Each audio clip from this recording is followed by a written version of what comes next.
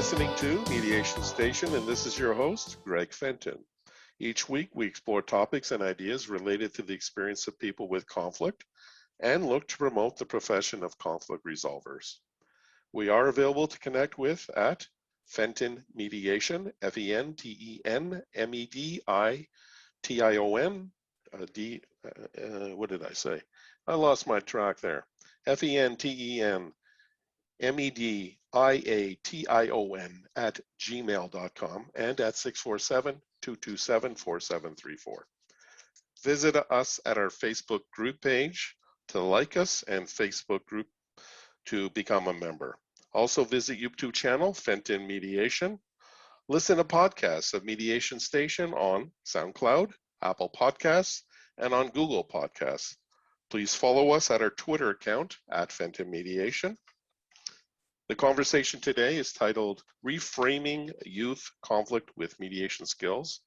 And with me shortly will be Alethia Cadore. And we continue to present the program live each Sunday night from 8 to 9 p.m. through Zoom because there is no live in-person programming at the station. We will engage in conversation with everyone attending able to listen and watch. Microphones and webcams will be closed. If anyone wants to contribute, there are two ways or two options to do so. One is to do a chat message. Click in the bottom center and type in your message or question, and then we'll engage that as part of the conversation tonight. Or you can go to the reactions, click the icon for hand, raise your hand, and we'll open your mic for that moment. You can speak to what you want to say, as is being displayed now, and then we'll close your mic and we'll continue in the midst of our conversation. And let's see, what else? That's about it. Otherwise, I want to transition to the conversation tonight, which is focused on reframing youth conflict with mediation skills. And with me is my friend, my colleague, Alethia Cadore.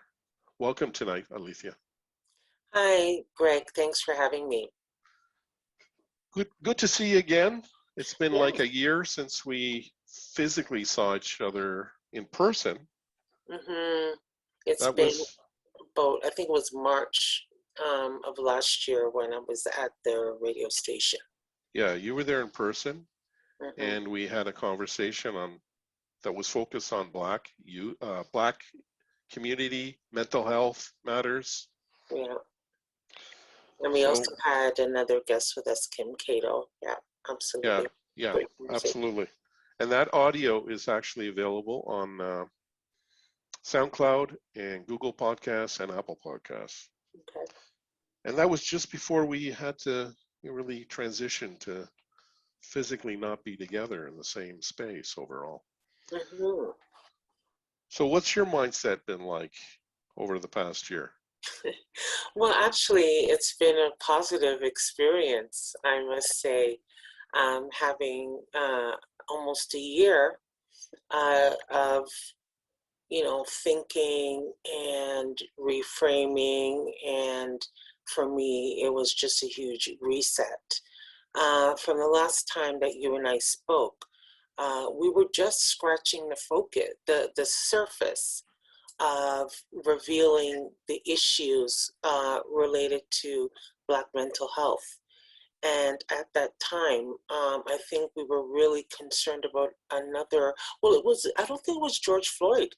It was another situation that was going on at the time. That was prior to George Floyd. I think it was not till the summertime of 2020. Absolutely. Yeah. And, there were some things that were brewing, and we were just getting to the surface of unveiling a lot of the anti-Black racism that was permeating, or I should say that was more prevalent in the current school system, also the justice system. Then we found it out in housing and some of the social structures and social supports. And there was just a big cry for, some of these things that were happening, and people were just really recognizing and realizing some of the effects that they were suffering under. And a lot of people felt that they were suffering under the effects of racialization. And in terms of racialization, that meant discrimination on every level, whether it was systemic or systematic, where they felt a sense of disconnect, whether it was with education and whether it was with social supports. So people really wanted to ask the government to take a look at this and just really review, some of the concerns that Black Canadians were facing at the time when it came to racism and Yeah, police brutality. yeah, and I mean, we can relate it to or connect it with COVID and the rollout of vaccines and Mm-hmm. the whole issue of postal codes and neighborhoods and communities that are not getting their fair representation of the vaccine rollout are the communities that actually have a greater percentage of the workers who are frontline workers who are more greatly susceptible and exposed to the conditions of the virus. Mm-hmm. I mean, when you just look at the whole rollout to begin with, yes, I do agree that there are some areas that they're hotspots, and that's because of the density of people that might be located in that area. And then we know that if it's a area that might have a lot of factories or a lot of businesses, that's where people are going to be gravitating to. Economically, if you're not able to afford certain luxuries of living or commuting to work, you're going to live closer to where you work, so that those areas might be a little bit more dense. And then we can get into urban planning and zoning if we want to talk about these things, because then why are there large warehouses and factories in certain areas? And geographically, yes, there are some concerns that people will have because of the high concentration of numbers. But I mean, I just really was surprised at how they decided which places were hotspot, which places had priority, where I felt, that's where there could have been a little bit more equity because we all had priority, and there could have been a different rollout plan in how they could have administered this vaccine. Yeah, for sure. Yeah. Absolutely. And when And it so, comes to Black youth, I mean, if you're working in a family and there are essential workers, then you're highly susceptible to be exposed to COVID.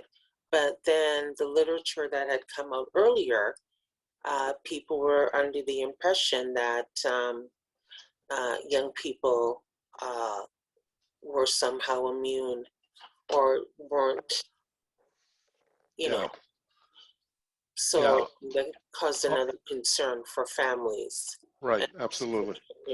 for you. So how about you share some information about your professional background? Let's give some context to who you are and what Sure. you're made. Yeah. Well, for people that know, um, I am certified as a restorative justice mediator. And that's how I met you, Greg, when I was working for CMSD Downsview as a volunteer, and subsequent to that, I am a child and youth counselor. So I work across the developmental age band and work with youth from all ages, from 6 up until 29. But currently, I'm working with adults who may have faced some challenges in their life, whether it would be relationship or work, and they've had a conflict which triggered some emotional reactions. So we just try to figure out what the root cause of that trigger. Let's try and get to the root of what's behind it. We set some goals and also try to change some behavior and thoughts around the trigger so the person feels more relaxed and confident in situations and they're able to make better decisions and lead with confidence. Right, actually, a very supportive process through, I would believe you're quite an empathic person from my knowledge and my experience and perspective. So what do you see as your intention when you're seeking to engage with people? Well, I can just speak specifically to the Black community, which, to me was a call to action during the George Floyd murder of last summer, which I started to really think about focusing on my private practice and opening it. As you know, my practice, CA Consultants, I opened it in October. And to me, it was a call to action to be more visible in the community based on the skills that I had already had. As you know, I was mediating in high schools. I was teaching conflict resolution to high school students so they could in turn mentor grade 9 youth in conflict resolution skills. I worked in hospital-based programs in child and adolescent mental health and psychiatry, and I also worked in mobile crisis. So to me, it was just a combination of things that I've already done. And to have a private practice when you're working one-on-one with people, I just found that it was more refreshing that I was able to incorporate all of my skills that I've learned along the way to help people address some of the harm that was caused in their childhood, whether it would be through trauma, by choice, or maybe by situation or circumstances. And I wanted to help them address that trauma because they're facing some barriers in their life.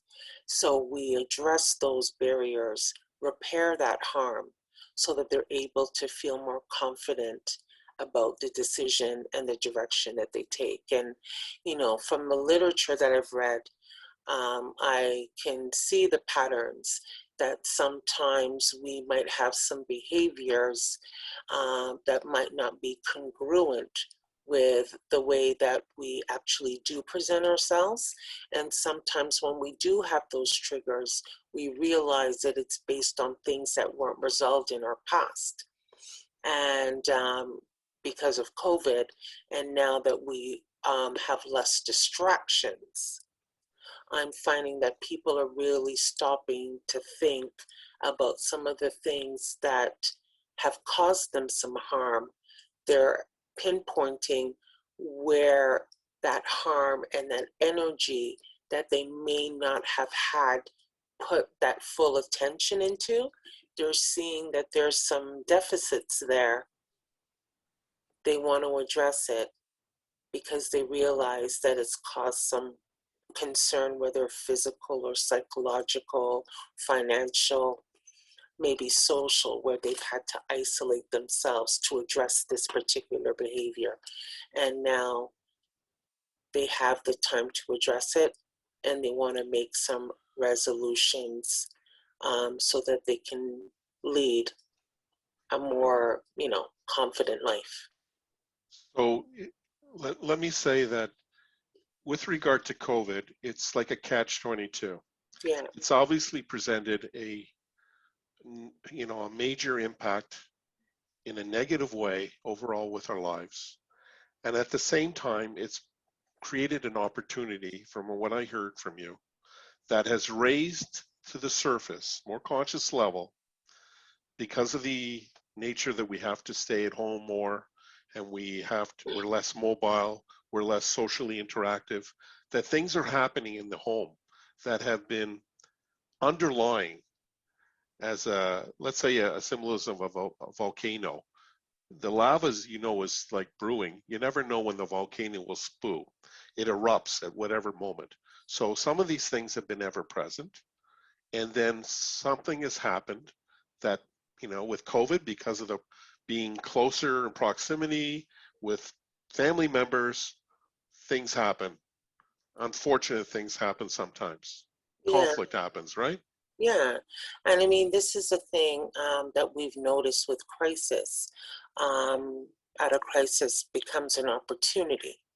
And it's an opportunity to examine the current situation and to also, make some suggestions moving forward for a positive outcome. So when I look at that, we're always in a family that might be always on the go. Everyone has their responsibilities and their distractions. And now that we have minimized some of our outlets and things that we may have done to occupy and fill our time, we no longer have those things. So now we're forced to look at what? Our home life and our relationships. Yeah. So you have a focus, you have a real strong interest in youth and Mm-hmm. youth in conflict. Why is that focus for you? Why is that energy there for you? Must be growing up here in Toronto. This started from high school. I've always had an interest of working with people, and I think it has to do with my grade school co-op placement, where I was working in an elementary school, and two of the teachers that I worked with, they used to use a lot of sign language to communicate with some of the elementary school students that I used to work with because my goal was to be a teacher. So my co-op placement was in an elementary class, and we would do all the things, activities, engage, interact, but the students had communication difficulties, and to address that barrier, we learned sign language. And I always thought that there's always going to be some way that I can bridge some gap with any individual that I was working with if I'm able to adjust and learn and adapt to that environment. And then I was hired to work with other youth when their parents were engaging in therapy. And the social youth workers used to just come out and let me know, hey, they had a really good session. And I thought, hey, I could do this. I'm already working with the young people. I'm sure I could find something that was similar for that age. And then I just got into the field of child and youth care. Right. And then I gravitated to many different interests from education to hospital-based and then community-based programming, which I really enjoy right now. And what I'm seeing with youth and their parents, it's just about the relationships. Parents are realizing that maybe they didn't really spend as much time, or maybe they've had some trauma that they haven't dealt with in their past, and it had affected their interactions with the individual. So now they're addressing, what's causing that barrier in their relationship, and they're really looking at repairing that relationship by addressing the harm that was caused. What type of lived experiences of youth or for youth do you want people to be better informed about? The youth tend to be not given the space and the place to have a lot of voice. Mhm. So, what would you share from your experience of what would be helpful for people to know? Well, from my experience, we all want to have that sense of belonging and inclusion, which means that they just want to be understood. And I find that, has to be done um, from an early age, just developing those skills and always having that openness, so that they have that safety to express themselves and to be themselves. Um, I find that boundaries are important. However, again, it's just about understanding that individual and developing that relationship. And it should be a place where, it's mutually exclusive, there's respect, there's exchange. That person should be able to feel comfortable with disagreements. It's a mutual exchange of a relationship. And, it doesn't happen overnight, that's developed in time. But I think once they know that there's going to be some equity there in terms of being heard, and that there'll be some ideas that you may suggest, however, they're given the autonomy to make those decisions, then you'll see Right. some differences in the relationship. I find there's going to be a challenge. Some people do have some behavioral reactions or emotions that come out with any challenging relationship. There's going to be conflicts, but it's just how you manage that relationship and what that desired outcome is, because we do want to learn in the end, and return to some type of homeostasis where that relationship is balanced, and there's some healing that can come from it. So there's a comment. I find that knowing about and developing boundaries is very difficult. Are there any strategies that let's see, what's the balance of that? Are there any strategies you found that work for youth or adults? Mm-hmm. What's your response? Well, I've just had a couple of responses from, I'm just thinking about some of the current interactions I've had. And I mean, I guess it depends on the age and the stage of development. And I always go back to that because, there are some youth who are really mature with their language, and they're able to, um, have some type of exchange and dialogue. But my thing is, you have to just be clear in your communication of what your expectations are and what you expect from them. And if you do have some, well, I call them expectations, and I find that some youth don't want to have a lot placed on them, but we have to look at the role and the position of what we want for our family and what we expect for our family. And I find that everyone has an individual role to play. And what's challenging youth, and what I find is facing youth right now, is them understanding what that role is, and how they fit in their family. Because it depends on how, you have your individual goals for your family, then you'll have your individual goals for each child. I think those things have to be clear. You want to build that relationship. You're getting to know their personality.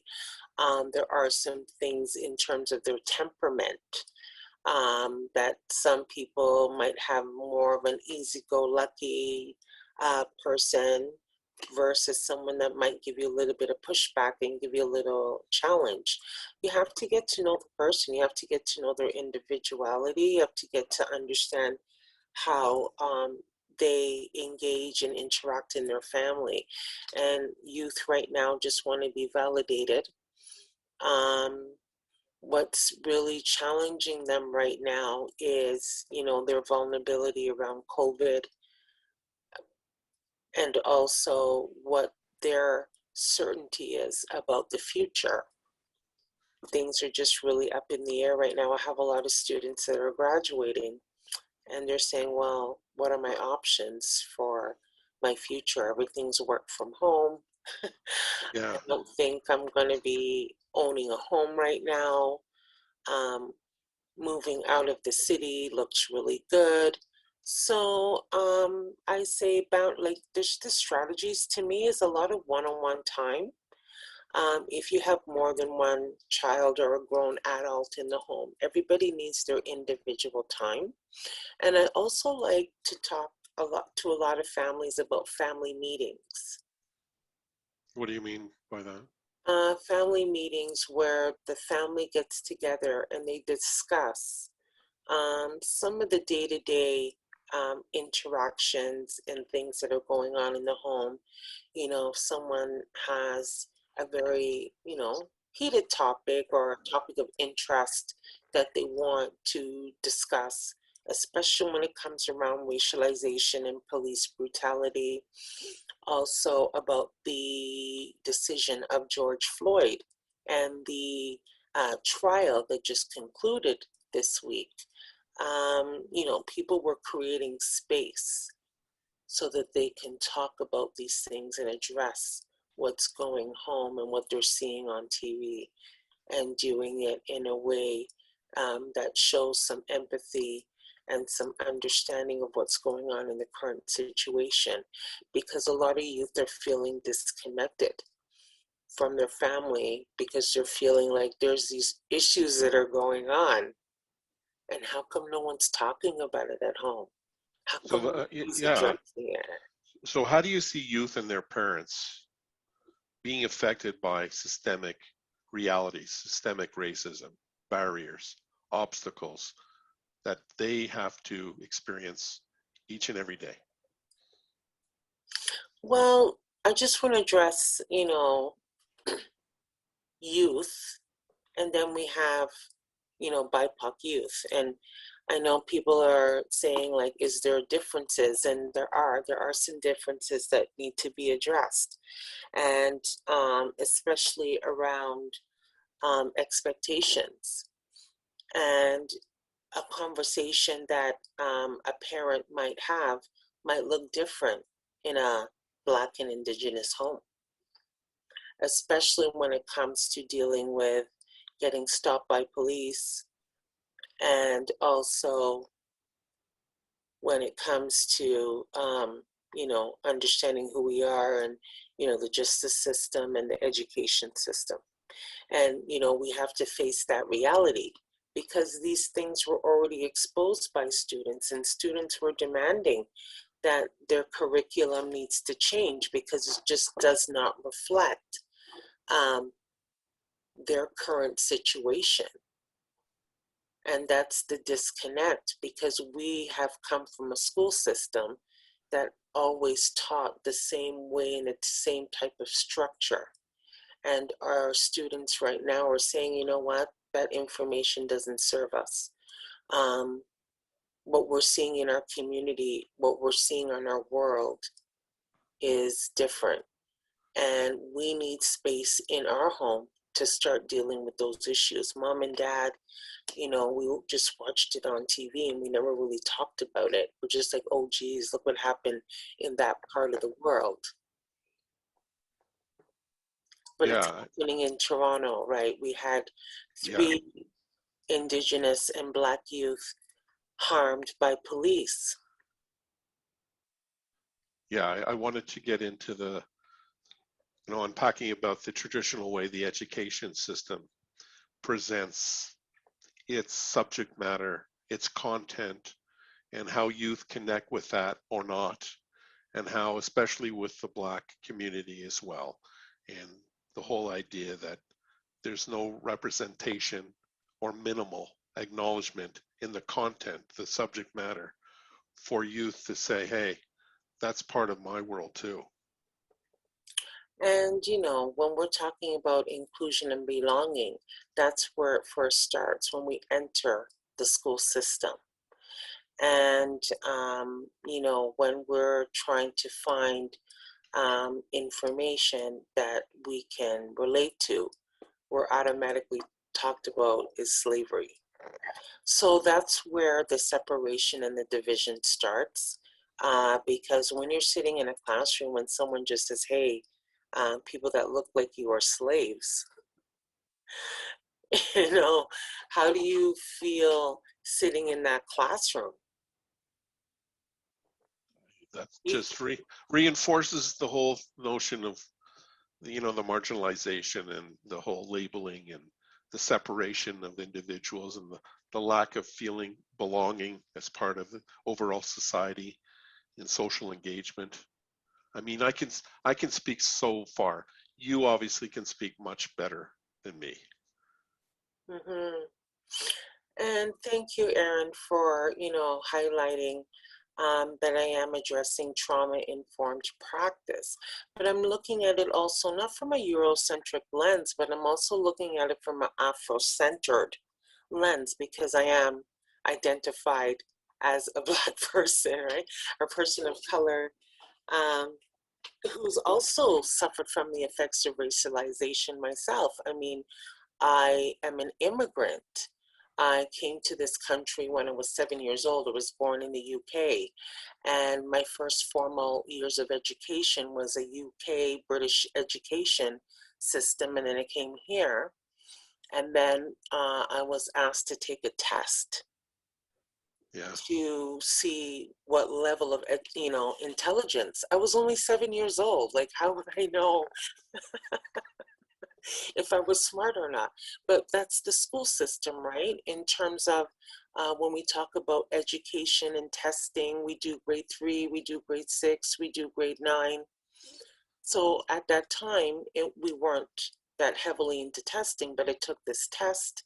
They said I was gifted, and that's where there was other problems, because to be a Black person, to be an immigrant, and to test in a high range was unheard of at the time. And my parents were told, well, in order for your child to go to this specific high school that's in our area, you need to take this test. And when I passed the test, it was unexpected. It was unexpected. It was unexpected, yeah. So then, to give the supports that any other gifted Eurocentric person would have gotten, of course I wasn't going to be able to get that. Well, I mean, the construct of the test, as you reference, is, from a Eurocentric, a white-based mentality and mindset. And so people who don't identify per se, or haven't been informed of that per se, that's going to be an automatic barrier that I would think. And, going back to that, you weren't expected to pass this test to thus be registered at this particular school, the system would say, gosh, we failed. We didn't create enough barriers for this person not to get in. Mm-hmm. Yeah, and I surpassed those levels. And then when you wanted to get into the gifted program in high school, which was few and far between, then there was other barriers. Presented. Yeah. And then after being told, you can only go to a certain level, a whole bunch of other things, which we know is not true, which is based on systemic racism. So what's your experience for youth and conflict and the conflicts they go through? Well, I just think right now, because it all stems from entering into the school system and the lack of identity, and not knowing who we are, and being told that we came as slaves, so that is our position in life, is to work for white people and to be under control of that ideology. Even though we are immigrants here, we can understand that Black Canadians and the struggles that they have had in terms of identity and inclusion were always a struggle. Then we look at the history of Black Americans and how their history and their way of being was hidden and also destroyed. I read the history of what happened in Southern Ontario, and I'm coming back to Canada's history and Southern Ontario's history of traveling up to Grey County and seeing Flesherton and Priceville and seeing all these small towns going all the way out to Sabo Beach and reading the history of Black Canadians that settled up there and seeing remnants of the homes that they built and how they cleared a lot of land. And there's remnants of Harrison Park when you're going all the way up to Owen Sound of Black Canadian history. They've been celebrating Emancipation Day for 150 years. So Yeah, how that's come I'm not taught that in my own school? I just happen right. to connect with some amazing educators in the school board who had a private trip to go up to that settlement. And then Lieutenant Governor Alexander also declared a historic site up in that area of Grey County, has a Black Canadian historic site. So that's all we're asking for, is just to include our history, which has longevity. We even have Harriet Tubman. She came to Canada. She was rooted in St. Catharines. There's a school named after her.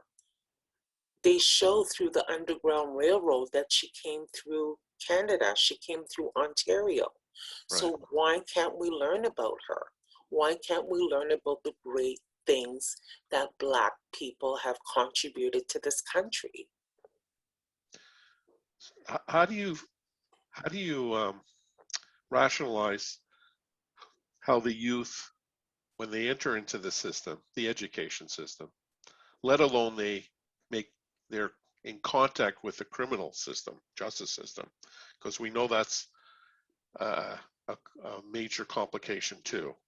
You know that directly from your history of doing restorative justice mediation processes, and a significant number of the youth who came into contact at the youth court at 2201 Finch Avenue West, let alone the other youth court at 1000 Finch West as well, right?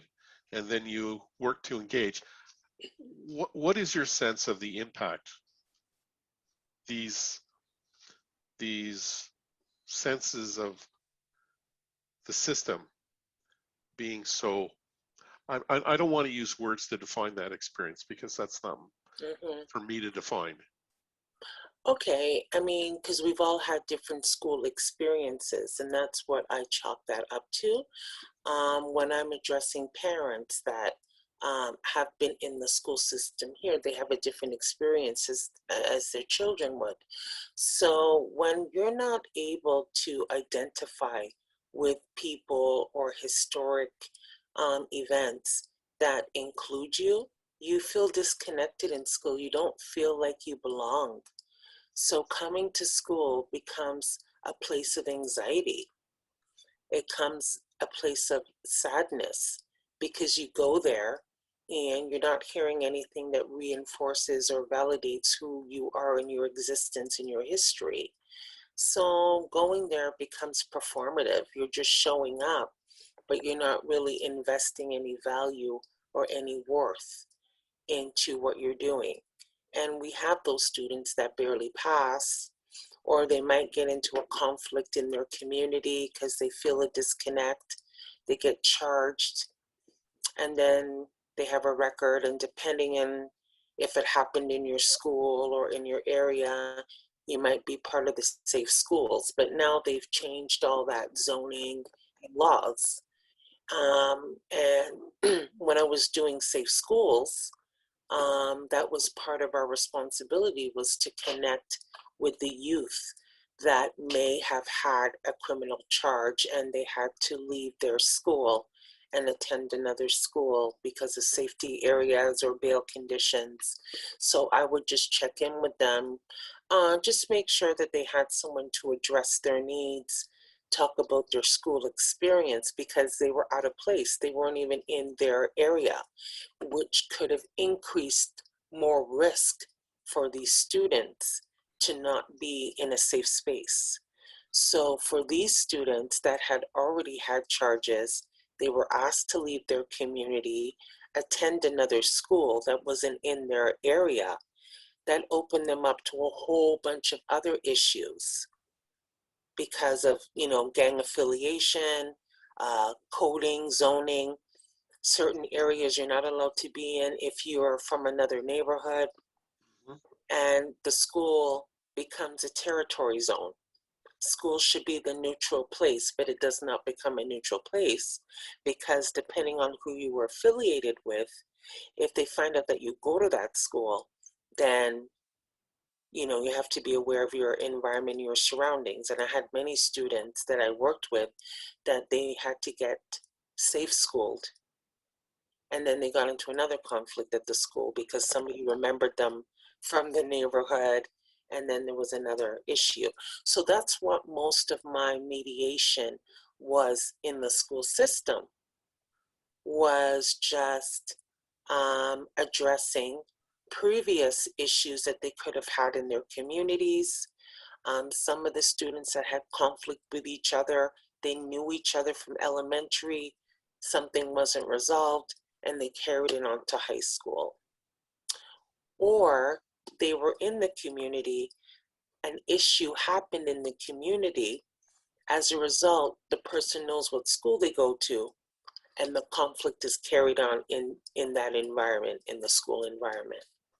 So we would be addressing individually what caused the harm, if there was a way that we could address the conflict before it escalated into more of a dangerous situation, then I would connect with the other person that was that had agreed to mediate the conflict, get their perspective of what they saw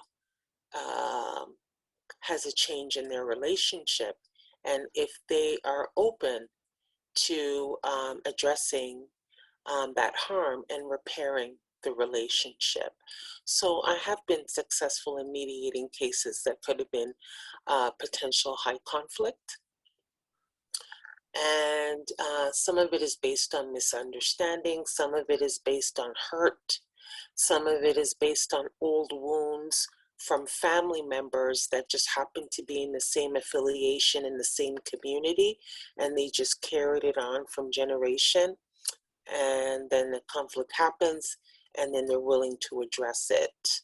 And also, I would mediate teacher and student conflicts because of the way that sometimes teachers, by no fault of their own, they may have some expectations, but it causes a conflict in the classroom based on how they've expressed what they're asking the student to do.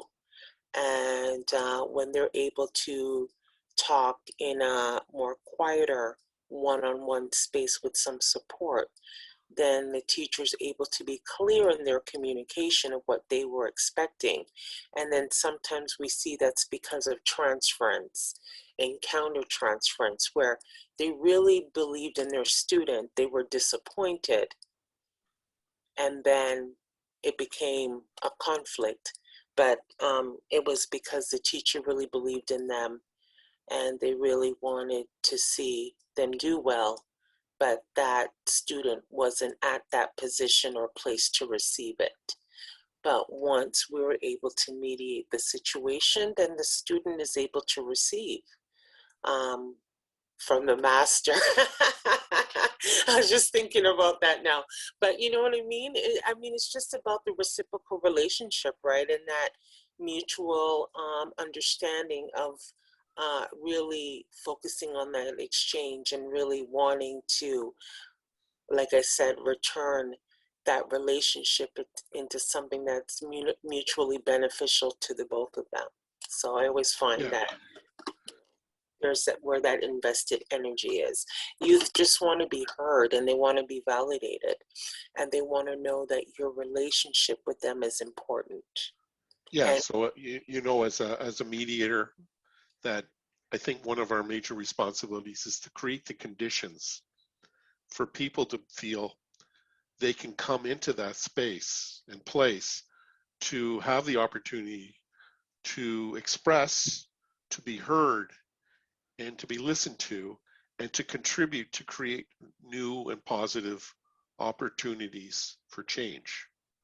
Mm-hmm. And I remember being so mindful at CMSD on Eddystone that it was defined as being a neutral space as part of the color scheme. You Yeah. know, in the Jane Finch community, there was the reds and the blues, and certain neighborhoods were defined. And when we would schedule events, especially through the children and youth program, that we had to be mindful of the backstory of the neighborhood and how that might impact particular youth. And maybe there's other youth who wanted to participate and engage, yet because of the community expectations, I can't go there. That's not allowed per se, because it would make me in a risky situation, unsafe, and put me in a vulnerable place that, okay, something may happen here, a high probability. Yeah. Those are part of the conditions that I think were so imperative that we need to be mindful of, not just, okay, we're doing a process and that's it. There's more to understand about the people we work with, and we try to help and support in creating those supportive conditions for people. Mm-hmm. I mean, I don't, because I just find the whole area codes and postal codes and see how we can talk about that in terms of putting up barriers and also addressing territories. But isn't it the same with COVID, that now they're addressing by area codes where to go, where's the hot spots, and people are like, well, I'm not going to be going over there. Well, there's labels with that, Yeah. and with labels, there's judgment. And there's like, okay, them and us, Mm-hmm. marginalization. And so us is okay as long as them don't come with us.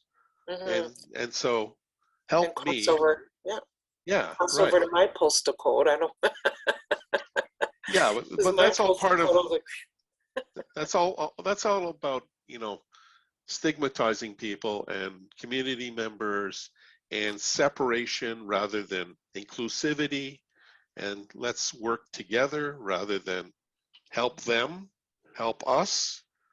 That's the I me type of mindset rather than the us we. So how do you see mediation skills? Because that's fundamental from what we want to talk about too. see. How do you see that as being an opportunity to equip the youth to, quote, a better space and place?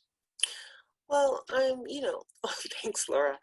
Um, what I just attributed to, and I think you said the same thing in terms of creating that space so that they can have their opportunity to share and to address their own needs from their own perspective. And I think that's what I was getting to when I was talking about the family meetings, Yeah. and how we would do our restorative justice circles.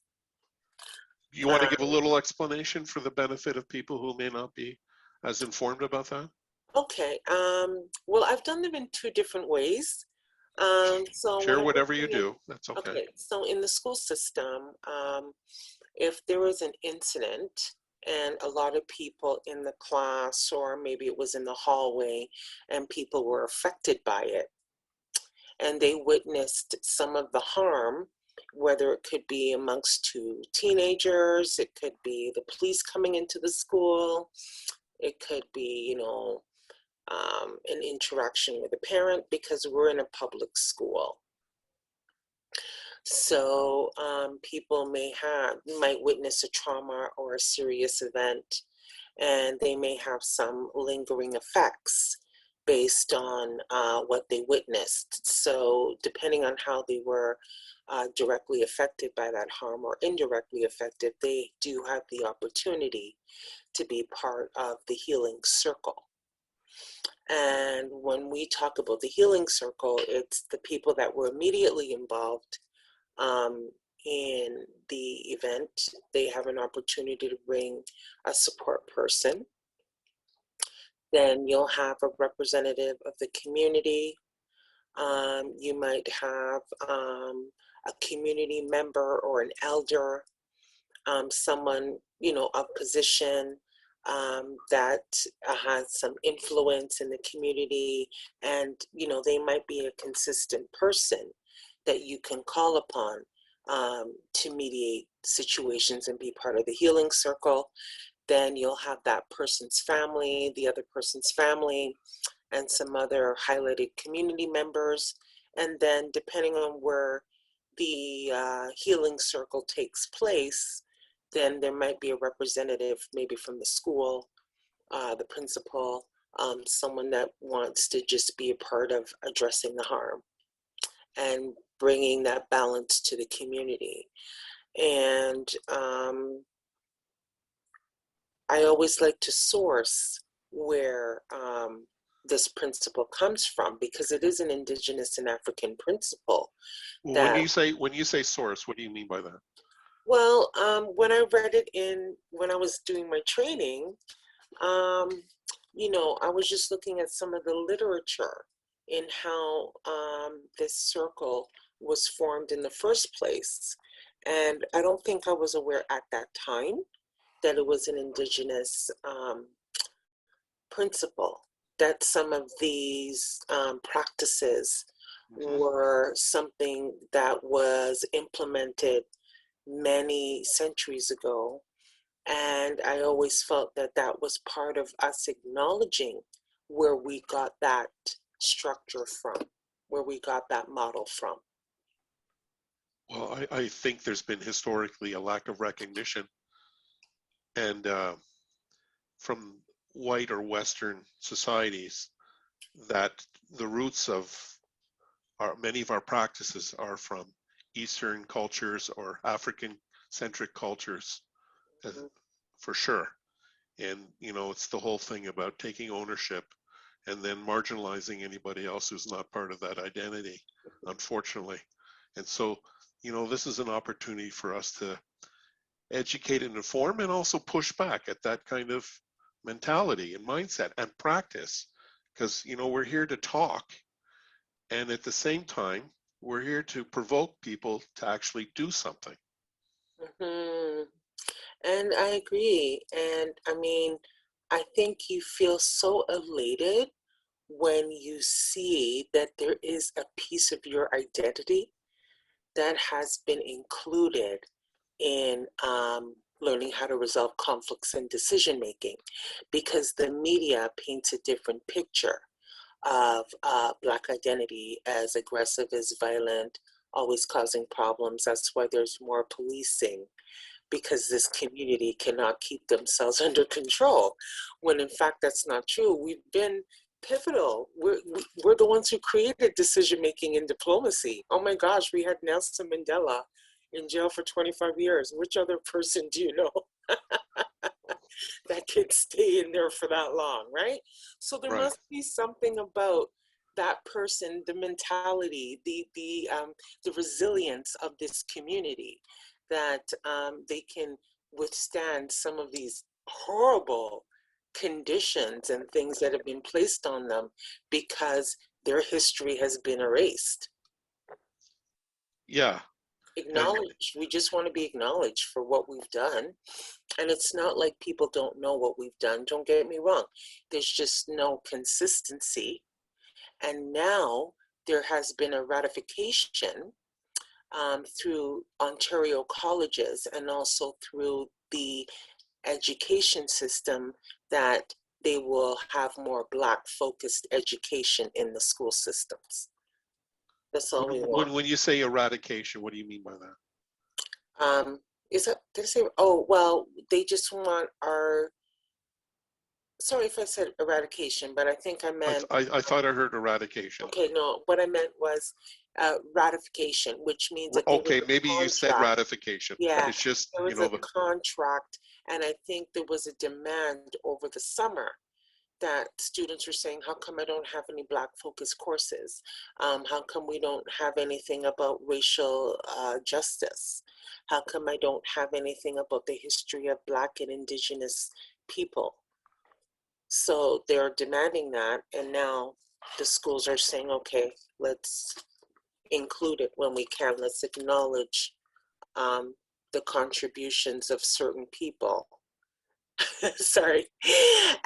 And, this is groundbreaking for people. They feel relieved. They feel like now some of that harm has been, restored at the fact that their history and the contributions that they've made will be highlighted and recognized, not only in a servitude way, but in the fact of inventions and creations and those wonderful contributions. And how I tie this into youth and family meetings, this is what people want to hear in their home. They're just talking about and validating the contributions that they have had, talking about who they are, learning about the history, acknowledging racialization. So, just youth want to hear that. They want to hear those stories. They want to hear from their parents' perspectives of how they dealt with things. Or if you're pissed off about George Floyd, they want to hear that. But just to turn on your TV and just say, oh my gosh, look at that, look what's happening. Youth don't want to hear that anymore. They don't want to see that disconnect. They want you to have those dialogues in your home, even if you are of a privileged person. I mean, racial injustice affects everybody. So the youth just want to talk about it, and they just want to hear your opinion. That's all. And I want to acknowledge that I did not hear correctly. It was ratification. So that's my apology. The word. I just used that. Sorry? It can be ratified. I don't know if there's ratification. I probably just made it up.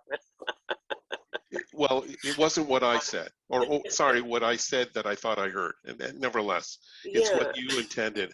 So that's what I want to acknowledge for sure. And I just want to add to people just to let them understand about the school to prison pipeline, because I don't think I've addressed that. And what I mean by the school to prison pipeline, when you're not able to connect and identify with any of the stories that relate to you, school becomes a different type of purpose. It becomes a purpose to socialize, to recruit, and also to come up with different opportunities to engage with people. It's not about learning. It becomes a survival place, and it takes on a whole different meaning. And when youth get pushed out and then they go into the community and they feel a disconnect, that's when they don't really care. They don't feel that connection. lack of belonging. Yep, and that's where the harm increases. And the vulnerability and the susceptibility to the other conditions of lived reality that's going on in the broader world. And so there's people who may try to take advantage of that, of someone too. Yeah. And so, I don't know. Explain a little bit more about the link of the connection of the pipeline. Well, when you don't have a sense of belonging, then you're going to gravitate towards people that make you feel included. And if part of that element is criminalized, then in order for you to be connected to that peer group, you will do what that peer group is doing. And if that's where you will get your validation, then you will continue to do something that makes you feel good because you're getting validation and you're getting reinforcement. And if you don't have a high school education, we already know what happens. This is a tech society. And if you cannot keep up and you don't feel that you are worthy of,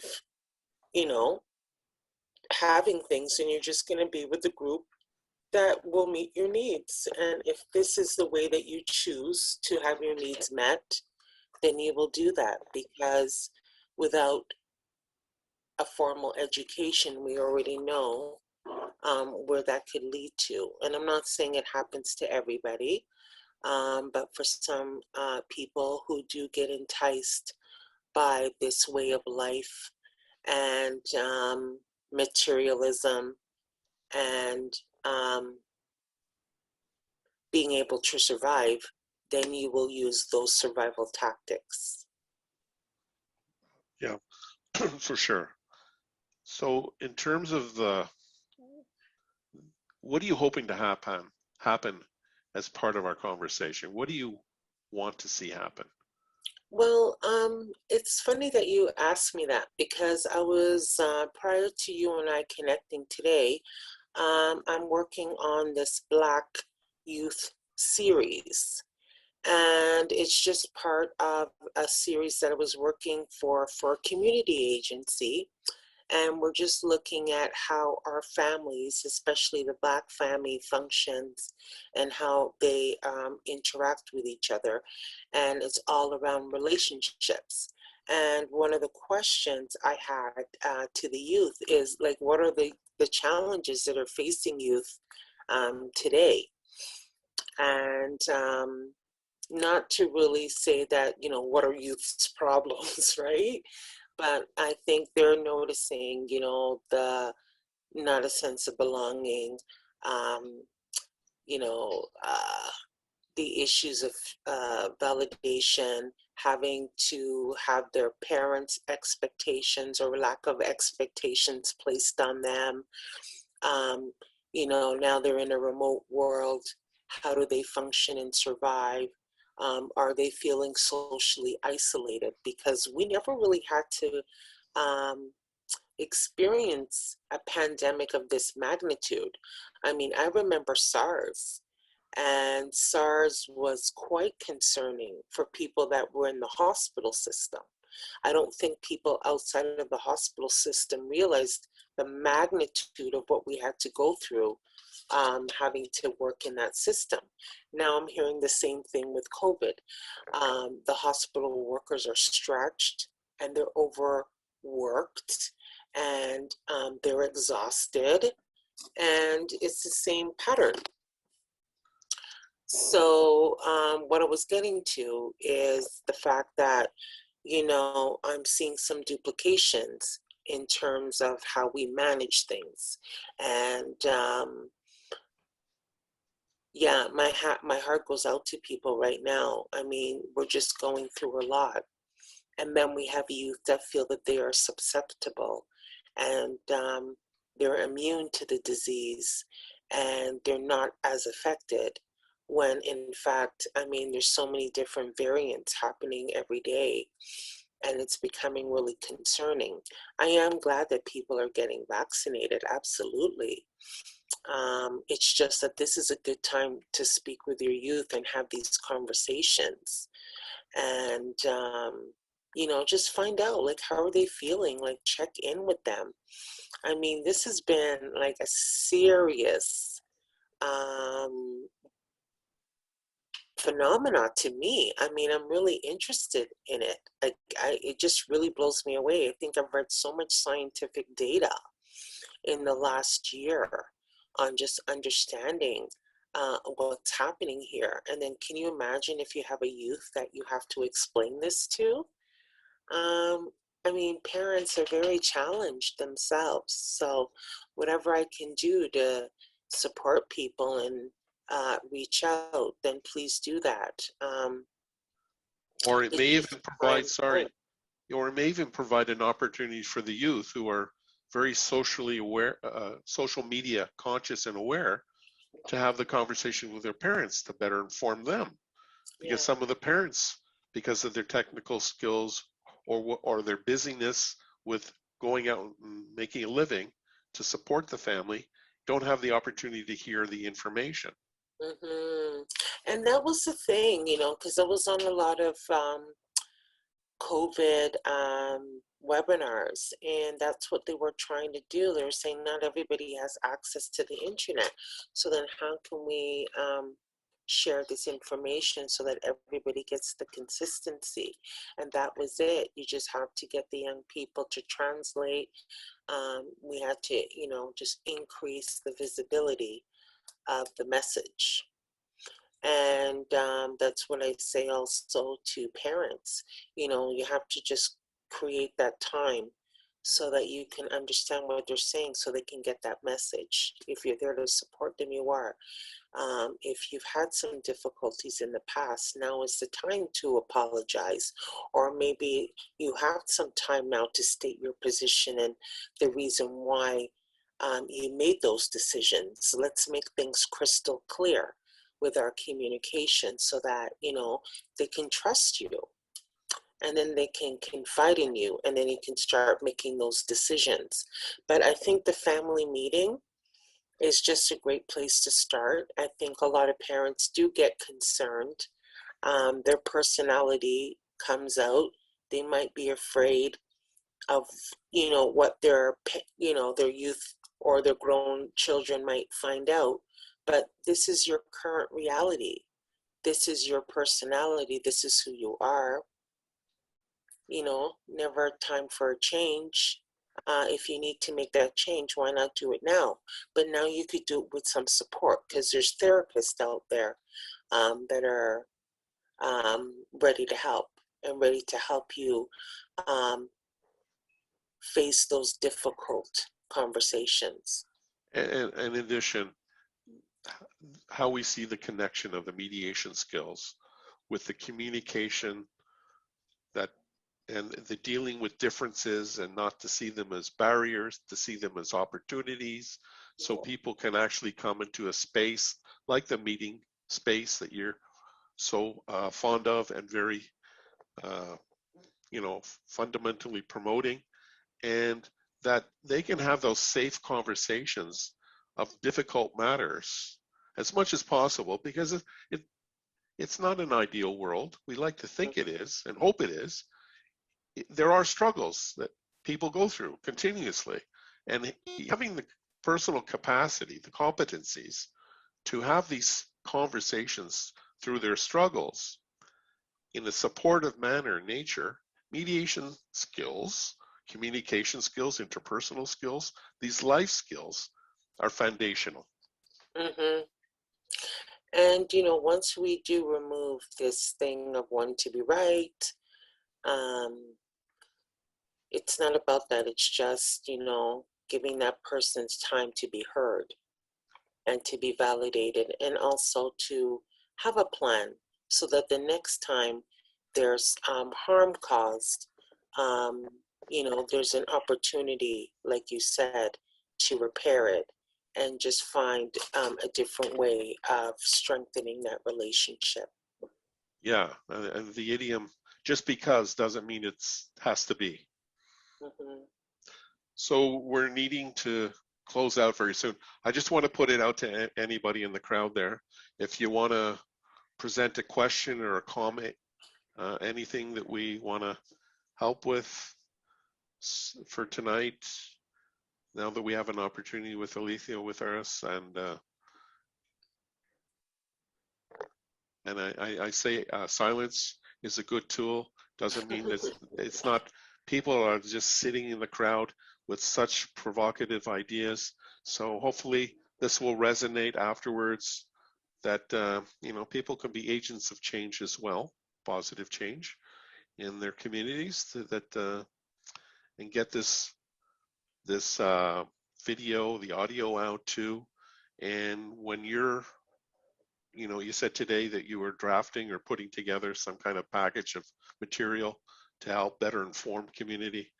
I mean, we all benefit fundamentally when we know more about each other, Mm-hmm. and not just how we, quote, identify per se. Yes, and people can more than welcome go to my website. I have some great blogs there if they like to read it. And I think this is the hardest thing, Greg, is just to say, you know what, I'm just going to make a change and just do something different. Once you acknowledge it and you're aware of it, then you want to take that action to make those changes. So, hey, this is the time to do that. You want to put what's the website or what's the link that you're referencing? It's caconsultants.org, and I'll just put it in the chat.